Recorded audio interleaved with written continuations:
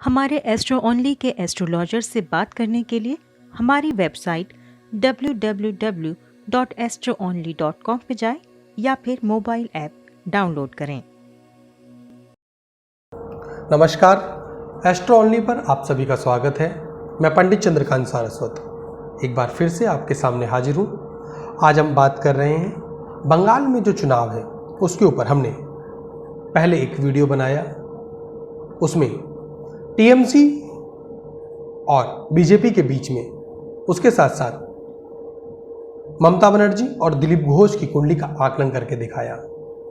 TMC की कुंडली ममता बनर्जी से ज़्यादा अच्छी दिखी, वहीं बीजेपी में दिलीप घोष से ज़्यादा अच्छी कुंडली, या यूं बोले कि अगर बीजेपी को बंगाल चुनाव में सफलता हासिल करनी है, भारी बहुमत से विजय प्राप्त करनी है, तो वो कौन से कारण हो सकते हैं जो कि बंगाल चुनावों में बीजेपी को फायदा पहुंचाते हुए नजर आ सकते हैं, या फिर वो कौन से लोग हैं जिनकी कुंडली के द्वारा, जिनके ग्रहों की दिशा और दशा के द्वारा बीजेपी बंगाल में फतह का अपना सपना पूरा कर सकती है।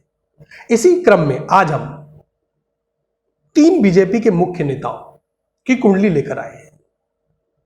नरेंद्र मोदी लगातार अपनी पूरी ताकत बंगाल चुनावों में झोंके हुए हैं। उनके साथ साथ नरेंद्र मोदी के खास चाणक्य दोस्त अमित शाह भी अब इस रणयुद्ध में उतरे हुए हैं और भीष्म पितामह की वो छवि उनमें नजर आ रही है। बीजेपी को चुनाव जिताने के लिए पूरा दमखम अमित शाह ने लगा रखा है। बोले बीजेपी की नैया अगर किसी के हाथों में है तो वो अमित शाह है। तो अमित शाह की कुंडली भी आज हम आपके सामने लेकर आएंगे। और उसके साथ साथ उत्तर प्रदेश के मुख्यमंत्री योगी आदित्यनाथ, हिंदू छवि, वो हिंदू छवि जिसका प्रयोग पश्चिम बंगाल में किया जा रहा है, उनकी कुंडली का भी आकलन करके दिखाएंगे। क्या नरेंद्र मोदी, अमित शाह और योगी आदित्यनाथ की कुंडली और उनके ग्रहों के दम पर बीजेपी पश्चिम बंगाल में टीएमसी का किला ढाते हुए नजर आएंगे? क्या किला फतह हो पाएगा? उसी के लिए सबसे पहले हम अब शुरू करते हैं। नरेंद्र मोदी की कुंडली क्या बोल रही है, नरेंद्र मोदी की साल 2021 की कुंडली क्या बोल रही है, किस तरीके से उनके ग्रह बैठे हुए हैं। तो सबसे पहले बता दें, नरेंद्र मोदी की लग्न कुंडली की बात करें तो चंद्रमा लग्न में बैठे हुए हैं, लेकिन साथ में मंगल, और मंगल नरेंद्र मोदी को मांगलिक तो बना रहे हैं, उनका वैवाहिक जीवन तो पूरी तरीके से प्रभावित करते हुए दिख रहे हैं, लेकिन वही मंगल नरेंद्र मोदी की राजनीतिक जो यात्रा है उसमें बड़े ही उपयोगी साबित हो रहे हैं। मंगल नरेंद्र मोदी की कुंडली में अगर देखें तो वृश्चिक राशि के साथ अपने घर में स्वयं राशि में बैठे हुए हैं। कॉन्फिडेंस, अकेले अपने दम पर अपने सपने पूरे करना, मंगल युद्ध के देवता और राजनीतिक युद्ध में अभी तक नरेंद्र मोदी की मदद मंगल करते हुए नजर आए हैं। एक बार बिहार चुनावों में जरूर नरेंद्र मोदी का वो मंगल खराब हुआ था और उन चुनावों में बीजेपी को हार का सामना करना पड़ा था। अभी मंगल लग्न में बैठे हुए हैं, चंद्रमा लग्न में मंगल के साथ बैठ गए, लेकिन चंद्रमा की स्थिति नरेंद्र मोदी की कुंडली में नीच की है। मानसिक रूप से कहीं ना कहीं टेंशंस, मानसिक तनाव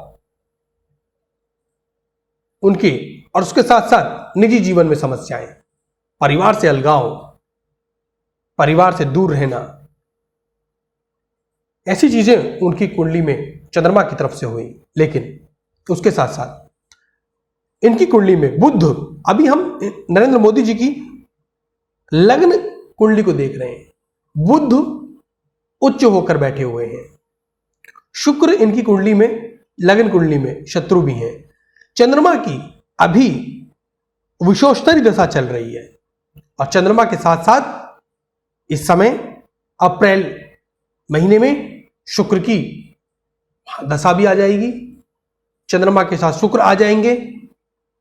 इस साल के अंत तक सूर्य देव भी अपना असर दिखाएंगे, लेकिन अभी के लिए चंद्रमा के साथ शुक्र की दशा। अब लगन कुंडली देख लेते हैं कि साल 2021 की लगन कुंडली नरेंद्र मोदी की क्या बोल रही है। तो उसे देखें तो सूर्य अच्छे हैं, चंद्रमा इस साल अच्छे बने हुए हैं, बुध ग्रह इनके 7वें घर में बैठकर सूर्य के साथ युति बना रहे हैं और सूर्य सम भी हैं, अब बुध स्वयं घर में बैठ गए हैं, गुरु नीच के हो गए, शुक्र मूल है, शनि स्वयं घर में बैठ गए। अब शनि चंद्रमा और गुरु ये 3 महत्वपूर्ण ग्रह 11वें घर में इस साल बैठे हुए हैं। शनि राजनीतिक क्षेत्र के लिए उपयोगी बोले गए। आकस्मिक रूप से अचानक परिणाम की उम्मीद कुछ होगी और नतीजे उसके उलट शनि दे देंगे। ऐसी स्थिति साल 2021 में नरेंद्र मोदी के साथ होगी। गुरु की दशा में शनि निश्चित रूप से कुछ बेहतर परिणाम नरेंद्र मोदी को साल 2021 में देंगे। कुंडली का आकलन करें तो साल 2021 में नरेंद्र मोदी के जीवन में, राजनीतिक जीवन में परेशानियां साफ साफ नजर आ रही हैं। मंगल, वही मंगल जो कि लग्न चलित कुंडली में अभी तक महत्वपूर्ण कारक बने हुए थे, लेकिन साल 2021 में वही मंगल अस्त होकर शत्रु बने, साथ में गुरु वक्री होकर नीच के हो गए, तो वो भी कहीं ना कहीं लाभ प्रदान नहीं कर रहे। लेकिन शनि चंद्रमा सम हो गए साल 2021 में, लेकिन शनि एक महत्वपूर्ण ग्रह नरेंद्र मोदी की कुंडली में जो कि 11वें घर में बैठे हुए हैं, और 11वें घर में बैठकर शनि वक्री रूप से बंगाल चुनावों में महत्वपूर्ण नतीजे और महत्वपूर्ण परिणाम नरेंद्र मोदी के लिए पॉजिटिव परिणाम शनि देते हुए नजर आएंगे। इसके साथ साथ कुंडली में इकबाल योग भी बन रहा है, वो भी एक महत्वपूर्ण कारण होगा। नरेंद्र मोदी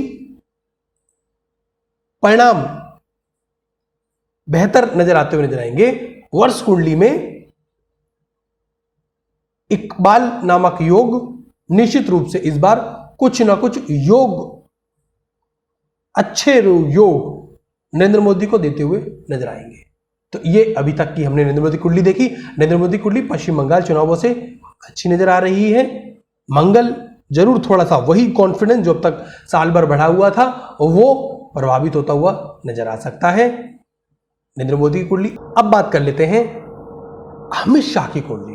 अमित शाह लगातार बंगाल में शुरू से ही प्रचार करते हुए नजर आ रहे हैं। बंगाल का चुनाव ऐसा लग रहा है जैसे कि ममता बनर्जी वर्सेस अमित शाह हो रहा है।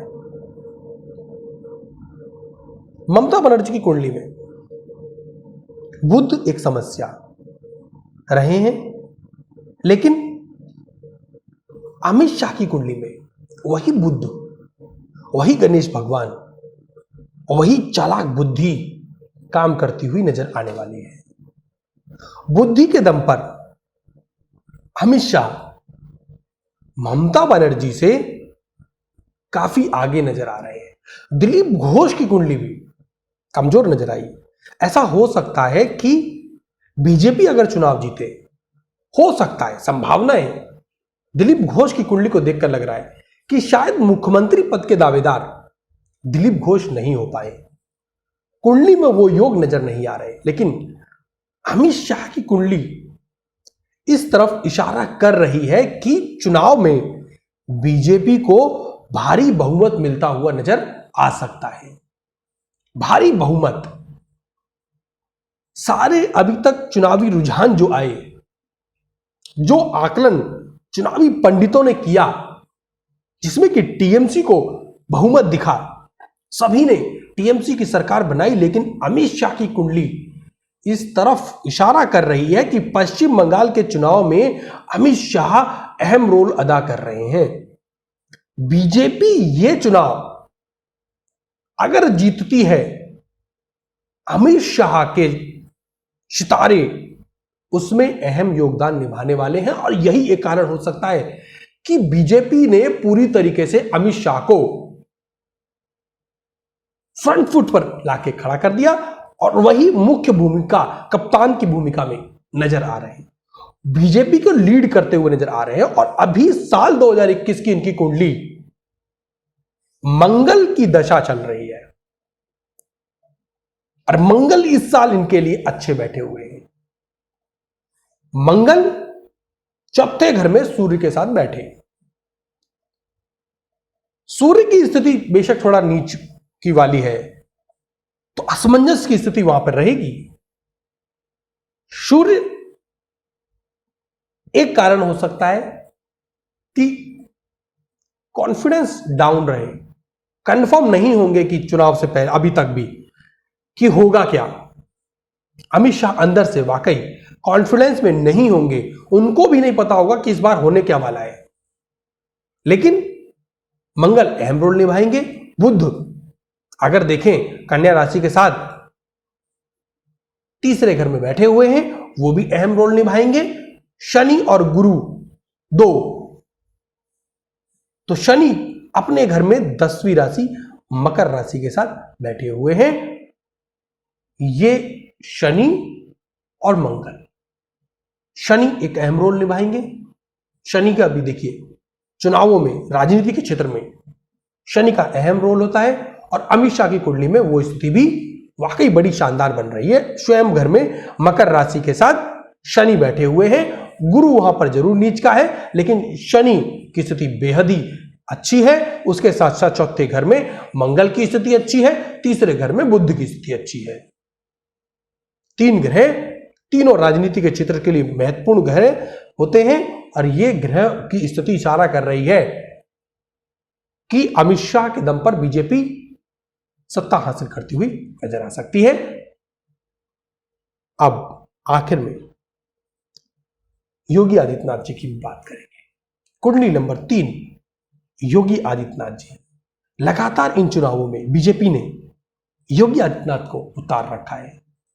हिंदू कार्ड के रूप में, भगवा कार्ड के रूप में नरेंद्र मोदी बीजेपी योगी आदित्यनाथ का इस्तेमाल कर रही है। योगी आदित्यनाथ की कुंडली को अगर देखें, विश्लेषण करें, तो इनकी कुंडली में भी गुरु बड़े स्ट्रांग है। गुरु योगी जी की कुंडली में 5वें घर में बैठ गए। उच्च पद पर सफलता दिलाने का काम ये कर ही रहे हैं। शुक्र इनके मित्र हैं, शनि इनके मित्र हैं और शनि की स्थिति 10वें घर में और शुक्र की स्थिति 11वें घर में। अच्छे ग्रह, उच्च पद पर बैठाने वाले ग्रहों की स्थिति अच्छी है। साल 2021 के अंदर देखें तो साल 2021 के अंदर शुक्र इनके मित्र है। देखिए वो शुक्र जो इनकी ताकत रहे, वही शुक्र साल 2021 में दूसरे घर में बैठ गए। लाभ यहां पर भी दिख रहा है बीजेपी को।